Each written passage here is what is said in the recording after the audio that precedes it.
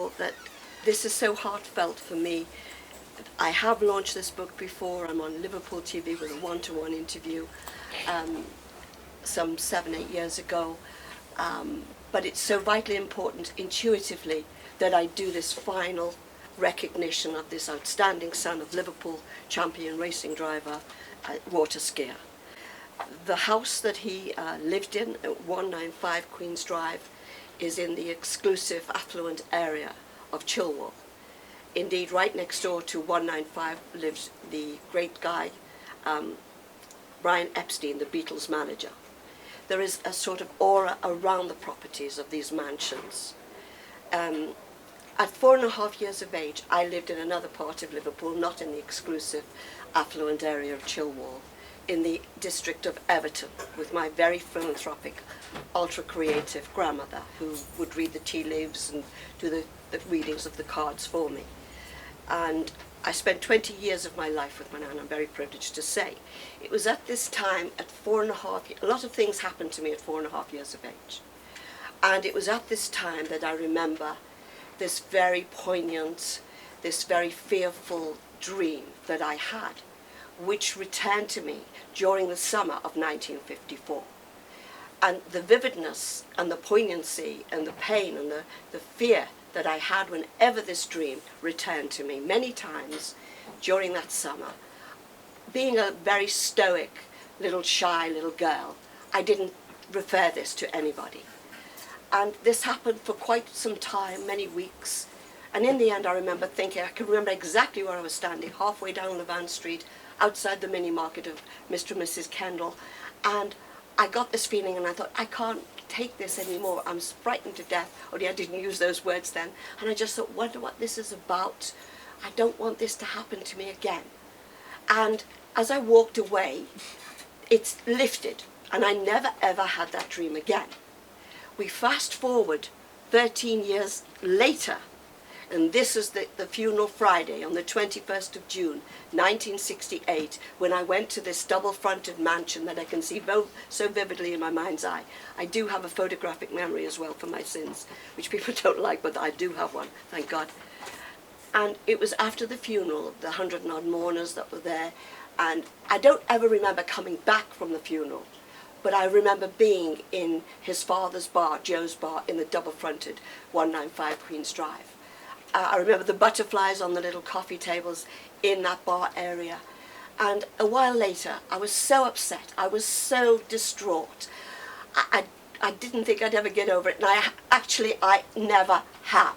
Because here we are, 54 years later.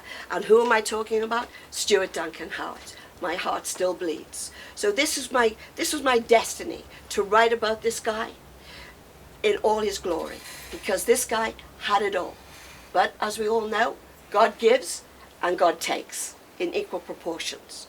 So after coming back from the funeral, I walked upstairs and I wondered which room was Stu's bedroom. And I was standing on this huge landing with a floor-to-ceiling stained glass window, with this red velvet wallpaper covering that he'd showed me weeks earlier, because they'd only just moved to this house, and everything but everything had gone wrong.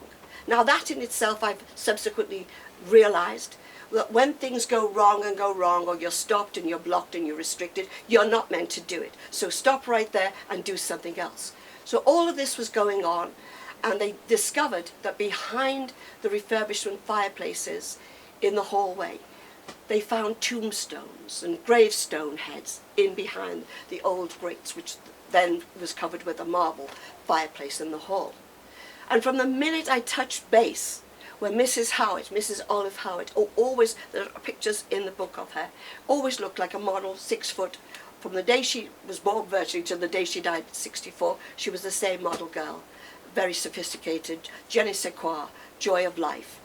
And they really made a lot of money, and they really rocketed to the enjoyment one should have when one works so hard in life.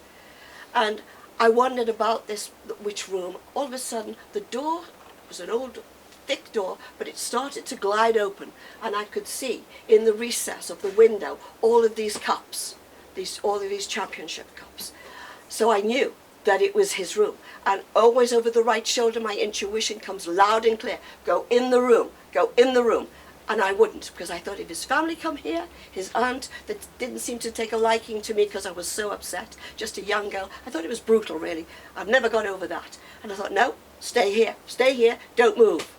And as I looked through the door, as it glided open slowly, saw the cops in the recess window, I looked back to the window and the red velvet wallpaper, and on that instant the vortex hit me. I was transported back to those 13 years before, of the feeling, the fear of this reoccurring dream when I was this big in Levant Street in the district of Everton in Liverpool. It absolutely overwhelmed me. I've never forgotten it in such detail, and I knew that I wanted and that I would write this book about this great champion in my teenage years. My life is not conducive to in any shape or form. It's been an extremely difficult life, but I know how to fight, being a Liverpudlian of the old school, and it was drummed into me. You get up and fight life and the challenges. That's why I'm still standing here. But I knew I would write this book about him. However, it was the second true story I've written, not the first. This one, it has to be told and sold because of my commitment, my destiny. I must say that in those 13 pending years, from 4.5 to 18.5, I met him indirectly twice in Liverpool. And the third time I met him, I used to be the manager and the cook of the cabin club. It was a cabin club casino, and this was his club. And he walked in, and this was the third time that we'd seen one another. It was like, ah! We couldn't believe it. I'd just seen him in my office a few weeks earlier.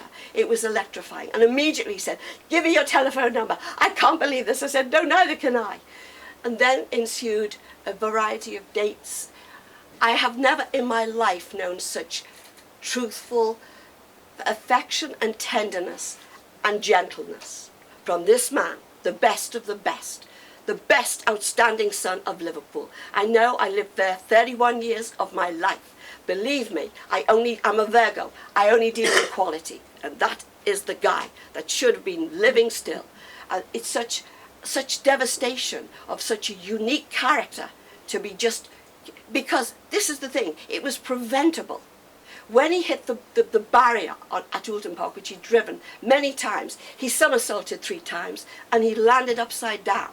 At that time in 1968, the health and safety regulations weren't as they are now. Instead of getting him out the Hillman Imp, number 37, and it took me 37 years to get the photographs, it's really, it all links in. They left him there, and consequently he choked. If they would have got him out in the first 10 minutes, he'd still be alive today. There wasn't a scratch on him or any damage to the car. So this was my destiny.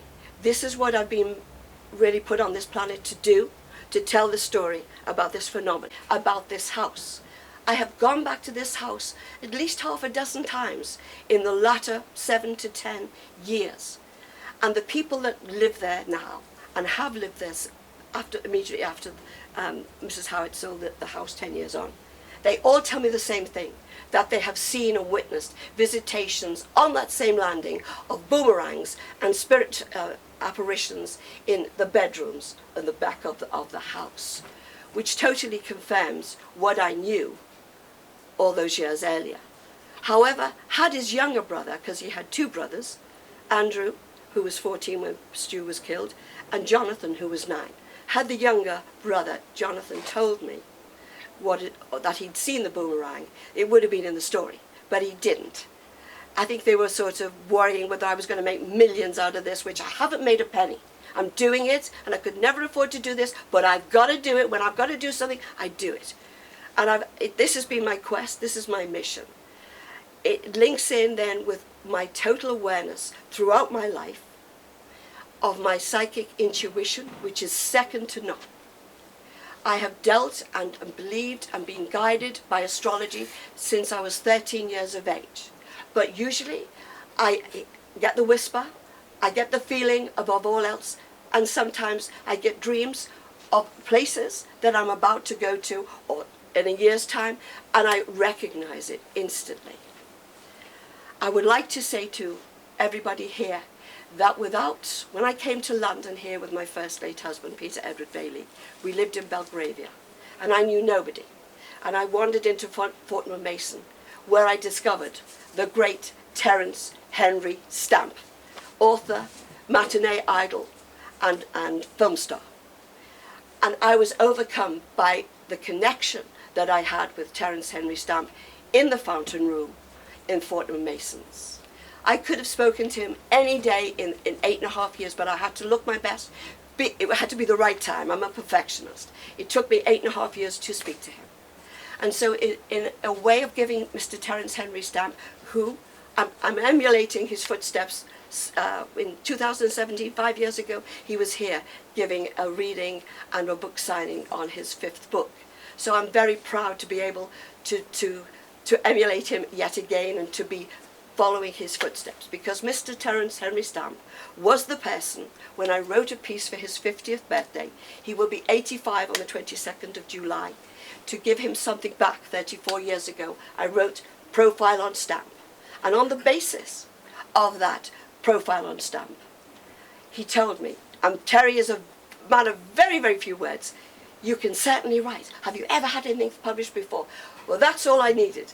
I just went like a rocket at record speed and wrote the 3 books that I have had, all 5-star reviewed, but no money. But that's not the thing. It's the writing the books, because they will be here long after I'm gone. It's my legacy. But without Terence Stamp, I wouldn't have been able to have the confidence, the inspiration, or the motivation to go right through that threshold and write the 3 books. So I'm very much appreciative of my great friendship and the mentor and the confidant aspects of our long-standing 10-year friendship. Without him, I wouldn't have done it. So in my book, he's a great guy for what he gave to me when I first came to London in 1981. Without him, I wouldn't have done it. Terry is much more of, should I say, he writes more sort of fiction than the non-fiction that I have tended to do.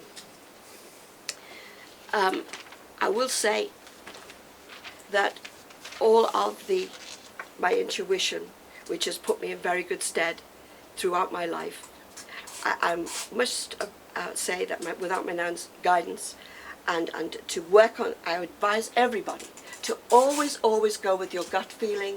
If you have a dream, take some notice, try to find out what that dream means.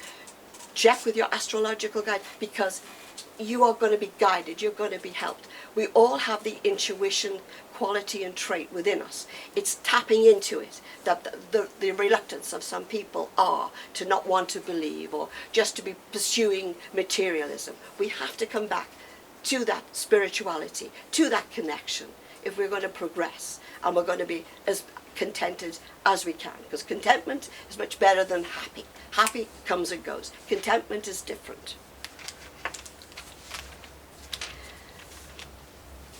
I would just like to say that within this haunted house I have known since 1968, I'm drawn. Every time I go back to Liverpool, I'm back there. For some other reason, I find myself there, right outside 195. It's like a magnet. It pulls me there. And the reaction I get when I go there, that there was one couple that owned the house, and they had 6 dogs. And when I went to knock at the door, the dogs, as soon as I was at the door, they stopped barking. She said, "This has never happened before. The dogs are welcome." She said, "They've gone so quiet. And the dogs never made another sound." The whole thing. I've had so many dreams about this house. I don't know, as we speak, unfortunately, the origins of whom lived there before the summer of 1968, but I do know that the house really is not a good place, and it's only certain people that are allowed to go there. Hence the second people, after the Howitts moved out, Georgina, the little girl, when she went there at 9, she said she saw this visitation with this man with a top hat, the boomerang that was flying around the landing where I'd seen and had the feeling, but I didn't see any boomerang, I had the feeling about the fear of this landing in this mansion. And then it got much more sinister. Her mother was getting told daily, "We do not allow women like you to live in this house. You have to leave. This went on, Georgina told me, for the best part of 2-3 years, until in the end, her mother just left with no warning, no awareness to her family or to her responsibilities. And they didn't hear from her for quite some time. This is all down to this feeling and the mysticism and the phenomenon at 195 Queen's Drive, Chilwell, Liverpool 25.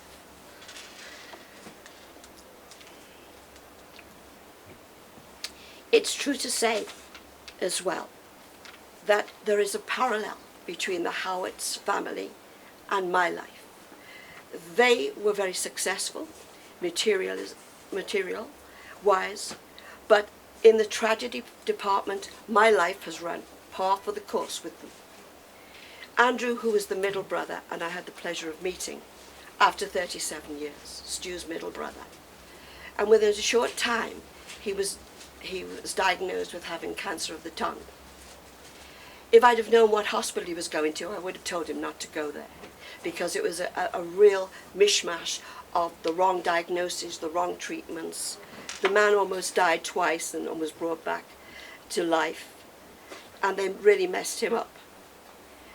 Andrew was a good guy, but somewhat in awe of his older brother, Stuart Duncan Howitt. He was a real big no. I mean, this guy was a god, for God's sake.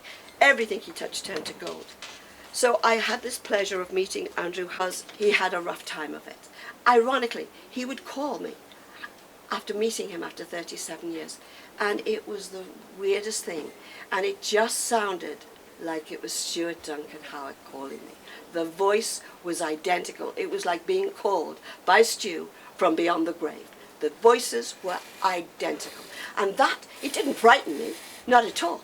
I was so glad to hear the voice of Stu Howard, which is identical to Andrew, the late Andrew Howard. And I connected with that. I know I was given that. And indeed, there was on one occasion, on the 28th of July in St. John's Wood, I had this premonition that Stu had been for 2 or 3 nights before. I couldn't sleep. And this premonition about Stu with this absolute serenity about him that made me ultra calm and in harmony with him, because I'm very much, as you can see, I'm very enthusiastic, I talk a lot, my passion is there, I can be quiet, but Stu was the opposite. He was so calm, like all the family. There was something different about them, as there is with me, but in a different context. And I had this feeling, this foreboding, and Stu was there. And at the end of 3 days, I was really, really so calm and cool, which saved my life on the 28th of July in a car accident with my first late husband. And I saw this car travelling far too fast, and I couldn't speak. And my first husband, Peter Edward Bailey, was driving, and he didn't see it. And I looked back at Peter, and I thought, this is it, I'm going. And then when my husband saw the car, as I can see now, travelling so fast, and I said, Peter, this is it. This is it. And he said, oh, love, what? And he accelerated. So this car came, and the full impact hit, fortunately, the side of the engine. If it wouldn't, I wouldn't have been here, and Peter Bailey wouldn't have lived on with me as he did. But that was because of my serenity, that I know that Stu Howard had brought to me those days earlier. For 3 days and 3 nights, the whole time I was consumed with this aura, with this demeanour of the late great Stuart Duncan Howard, which I know, without any contradiction, without any fear, it saved my life. So for that, I'm indebted to Stuart Duncan Howard yet again.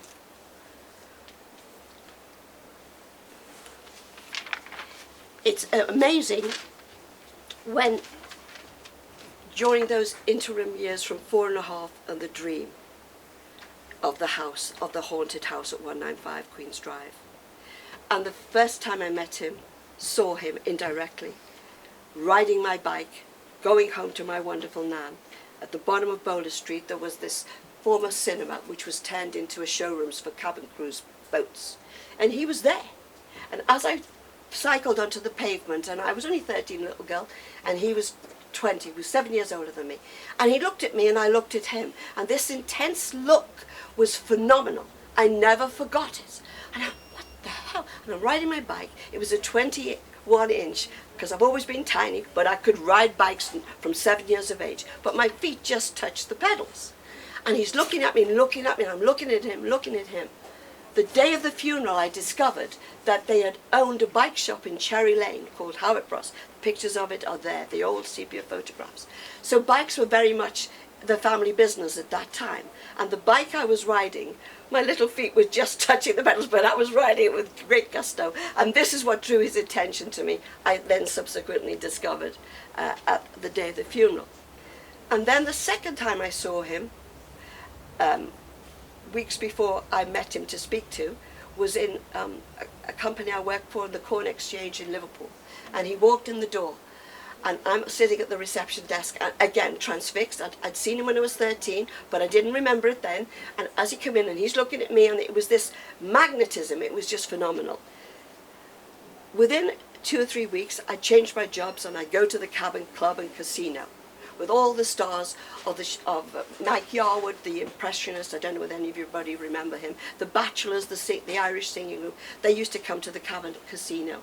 And I was the cook from the cabin. I ran the whole thing.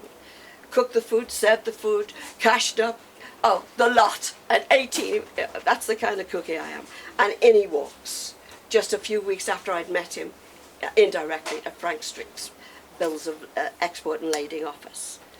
And that was it. And then for the next 6 months, right up until his death, this became the real true love of my life. I would just like to say, to just put you, this is the picture of him. I don't know what anybody, this is the guy. This is when did I have this?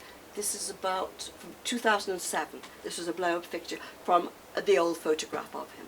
This isn't taken in 1968. As you can see, at that time, there was no six-packs of going to the gym. He was a natural champion athlete, phenomenal, with the bluest black hair I've ever seen in my life. And this is the review that Helen Adams has given me about the sad, poignant story about it. On the back of the book, Stu was born in the eastern sign of the horse. So it's all relative, everything links in, everything is coherent, and the picture of Stu. There he is on his speedboat. And I'd just like to say this.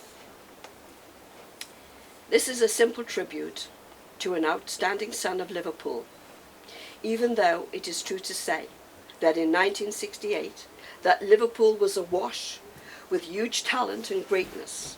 Stuart Duncan Howitt stood out with his good looks, sophistication, and talent. Stu Howard was a one-off with his rarity of uniqueness, phenomenally so. At that time, in Liverpool's rich history, Stu Howard was right up there with Liverpool's finest sons, the best of the best. A brave, courageous champion, sophisticated and true, with the gentleness of a real gentleman, a genuine man. He was rich in every sense of the word. The late Stuart Howard was all of these things and much more, who has enriched my extremely difficult life for nearly 40 years. This is written in 2007. It's now 54 years. Liverpool was at its best, which the history books will show in Liverpool's rich history that you and I, Stu, were part of. This is my attempt of giving Stuart Howard something back for all the respect and the tenderness and the truth that he gave to me all those years ago, with an expectation of a lifelong love affair to follow. But I never had a future, just a date with destiny. Tomorrow is promised to nobody. So that was Mr. Stuart Duncan Howitt. And this is the story. And it's my way of immortalizing him. It's the least I could do. So if you would like to ask me any questions about what I've been trying to impart to you about this magical phenomenon and his family and the haunted house, then feel free to put any questions you would like to me. So when you say dream premonition, do you dream of him? Do you think you're still in No, contact with him Oh yes.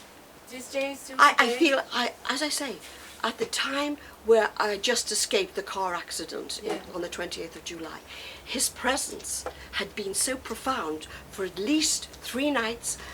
I couldn't sleep because I could sense him so much. He always had this overriding effect on me where it calmed me down. My enthusiasm, my passion, I just glided along with him. It's still recent. Well, what year was this? It must have been 1990, the 28th of July.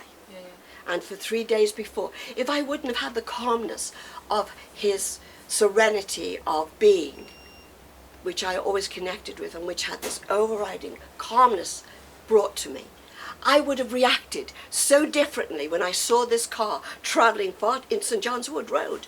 And I can see it now. And it was travelling far too fast.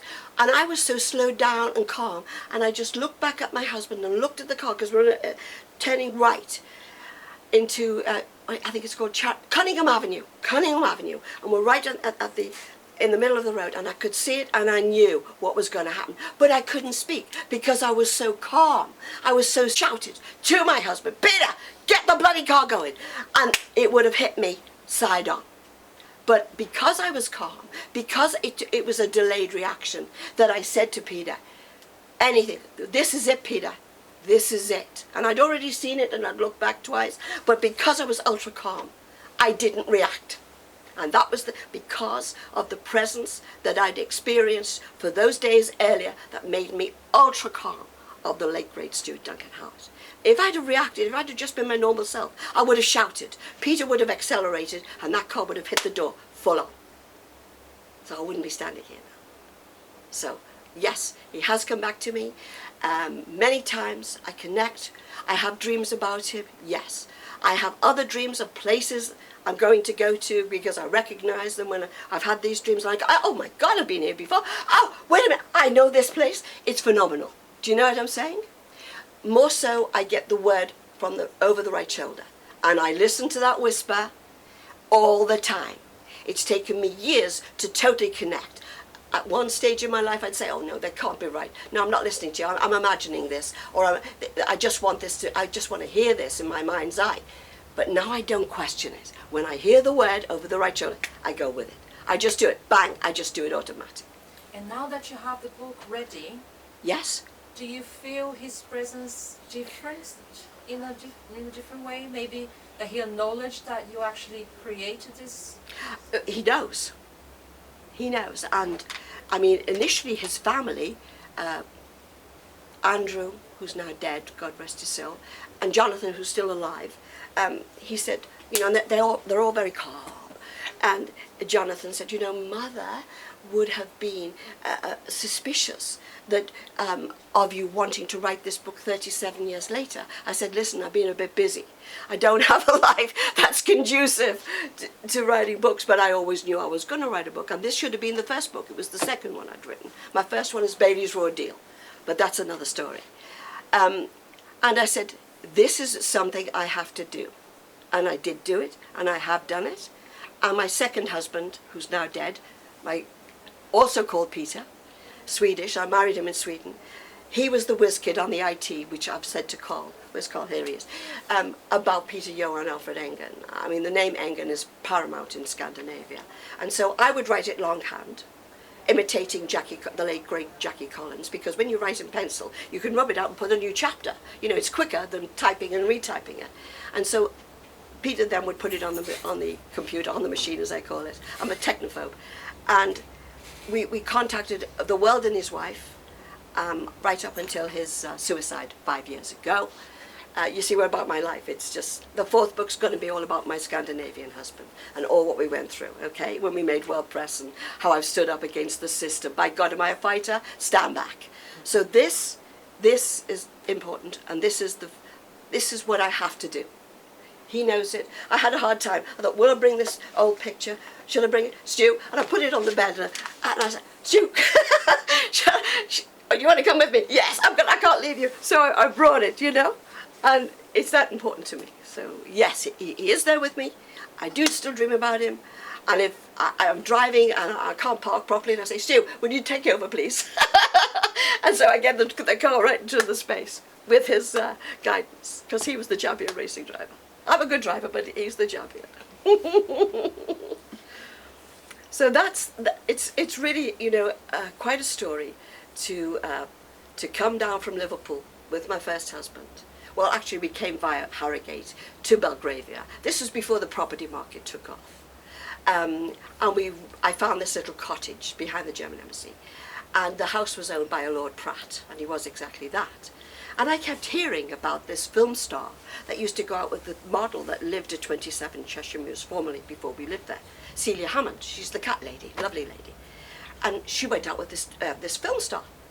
Then when I'm giving Terence Henry Stamp a lift on the 11th of April 1990 to Belgravia, and I pulled into Cheshire Mews, and I said, I used to live there. He said, what? This was the film star that went out with Celia Hammond that I was hearing about when I first came to town in 1981. So you see how things link in and how it's meant to be, and it's all a dress rehearsal when you have the dreams and you have the feeling, because it's going to happen in the future.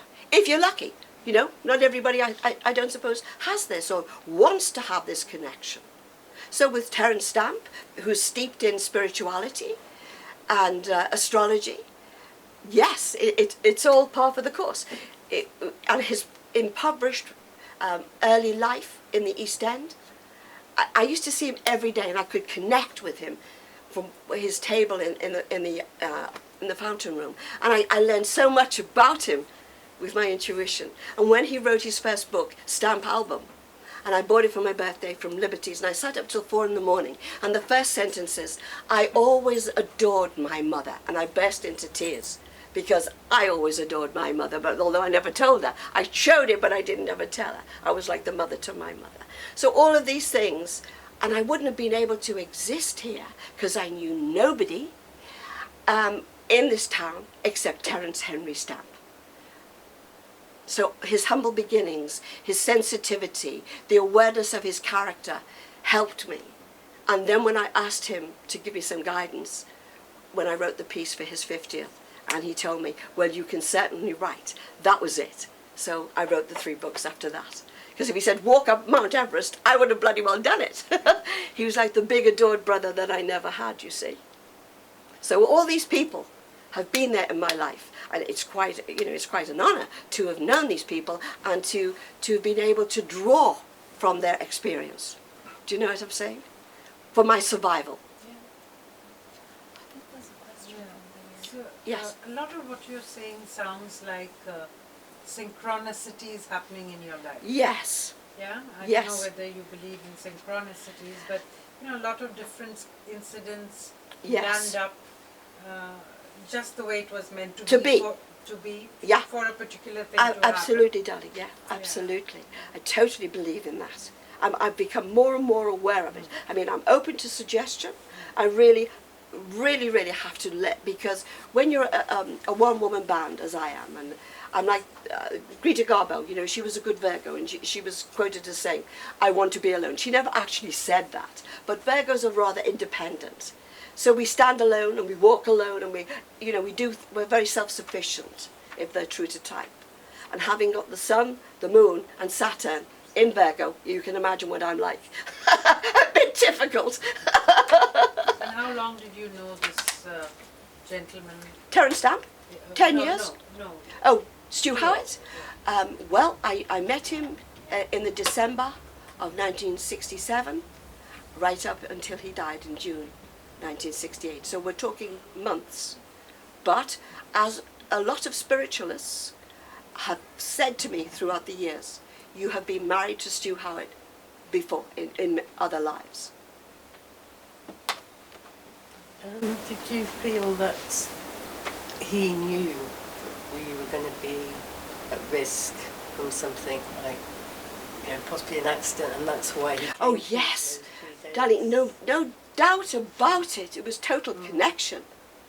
And this is where you get the awareness from. This is where you get the premonitions from spirit world. They can see, they know. There isn't a time scale, I'm told, in spirit world. You know, the timing can be off skelter, as it were. But he knew, and he saved me. There's no two ways about that. Both my parents were Liverpudlians. Really? So you know we like to talk a lot. Although we lived in McGowl. Oh, right, I know, darling, yeah. And Well, we moved away when I was 9, did you? which was 66, yeah. Mm. You know, there was a cluster, I must say to you, that said, you're living there in Liverpool. Paul McCartney. George Harrison lived when we moved to Hunts Cross, my nan and I, and my step-grandfather. We lived on Mackett's Lane, Hunts Cross. And George Harrison, I mean, they about 4 or 5 years into the start, and he lived with his family, rather. He used to drive a bottle green Jag up and down Mackett's Lane. I think I was about 12 at the time. George was about 23, 24, can't be, but about that age. So I didn't necessarily have to come to town here to meet rich and famous, as it were. But that said, I have been a neighbour of Paul McCartney in St John's Wood. I've had a 15-minute audience who promised to get my stories out, Bailey's Ordeal and Dream Premonition, and the third one, 13 Long Hours, because it's a true blue story of those two. The first and the third book are about fighting for justice, and Liverpudlians are renowned to fight for justice. So Mr McCartney claims that Sir Paul, that he is a Liverpudlian of the old school. If he really was, he would have kept his word and he would have helped me, because everybody on the bloody planet knows Paul McCartney. He could have done it discreetly. He promised me, but he didn't do it. I said, this is my 1 in a billion shot, because I lived in St John's Wood. He lives in Cavendish Avenue. And Peter number 2, my Scandinavian husband, and he called me, he said, you better get here, Paul McCartney's in Wishu. Okay, so I fly there, and I thought, oh God, I haven't got a script, what am I? And I did it. And I said, well, this is my 1 in a billion shot. I will never speak to you again. I just need for you to do this for me. This story's got to get, the first book and the third book, it's got to be out there. But he read them all, and so he was very interested, because there was a cluster, like Stuart Howard, Paul McCartney, the Beatles, John Conti I know very well, the middleweight world champion 3 years in a row. John tried to help me, I must say that. He's a wonderful person. And there was this cluster of all this talent there that got out and really made it big time. I've always been on the perimeter. I'm about to make it big, I think. I live in hope to fight against all the injustices. I mean, coming here to do this, as I said at the start, I gave a reading of Borders Books on the 27th of February 2008. I then went across the street to BBC Western House, and it was broadcast to BBC Radio Merseyside. I've been on Capital Radio with this book in particular, but I've done Bailey's Ordeal as well. So I'm so delighted. And to come here today, you cannot imagine. This will last for the rest of my life. I will think about this day, the display in the window, and all you lovely people. And my friends, I don't know what's happened to them. They're bloody well not here. This is the story of my life, honest to God. So I'm so glad that you guys came along and are interested in what I've got to say. And it's been lovely meeting you. Was there one more answered it, but I just wondered, what do you think is the meaning and purpose of that premonition? It's quite a broad question. It was to prepare me for this tragedy that's never left me. It was to somewhat soften the blow in preparation, like a dress rehearsal. This massive event in my life. 54 years later, what am I doing? I'm talking about it. So this sort of prepared me going down that road on the journey called life. Yes, definitely. It was preparation. And do you have any big premonitions about things that Oh, I do. I suppose you don't want to talk about that. I surely do. I surely do. And I say to my kid brother, who's 2.5 years younger than me, and I say, Kenny, when I get the feeling, beware.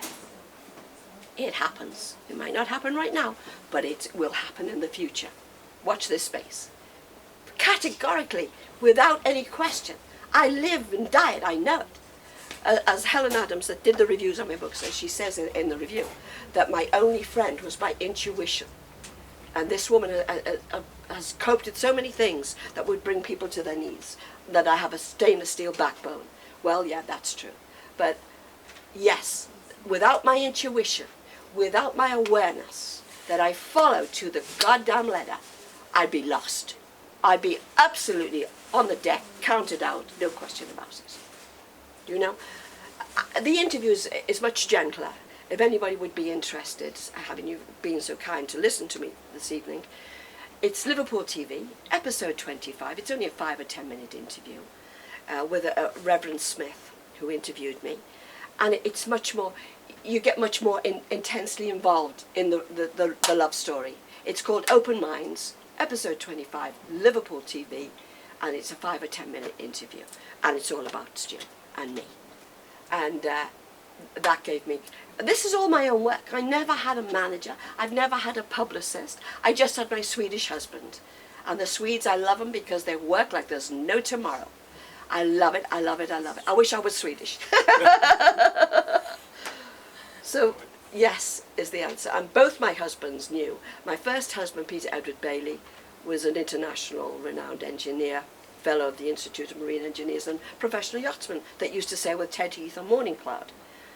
He never had any money. There's no money in engineering. You do it for the dedication of it. And I loved him because of his dedication. But he was a born-again skeptic, being a skeptical Scorpion of 12th of November. And it took him over the 19 years to see when I would say things about certain people. He was driving the car when we had the car accidents on the 28th of July, 1990. And he saw and heard things that I reiterated to, this is going to happen, Peter. That person, this. And he'd look at me and he'd say, because he was a Viking from Newcastle, another Scandinavian. Historically, when the Vikings invaded Newcastle, that's why they had that dialect. And he'd say, love, I don't know how you do it. How do you know all these things?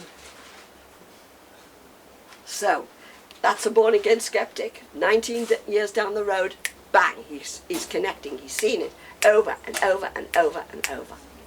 So yes, and I love it. You know, I want to develop it more and more, and I want to do the 4th book, which is called Crucifixion, Abuse, Betrayal, Suicide, Resurrection, because I'm Catholic. And it's all about the many trials and tribulations that the good Swede and I went through, and we came through. But Peter, as Carl would vouch here, with the dark days in Sweden, it has an effect on certain men, and it sort of knocks them off skelter and they become a bit depressive. And that's what happened with my husband. And in the last 17 months of his life, he went completely AWOL. And I cried blood. I took the best care of him. I tell God every day that. I took the best care of him. I kept him safe. And I loved him. He wasn't my son. He was my husband. So please, God, help me now. Give me something back. And I think, look at this. I'm here now, listening and talking to you wonderful people. It's wonderful. I'm so privileged. Thank you so much, Patricia. Thank you, for coming Carl. here and sharing your story. Thank you.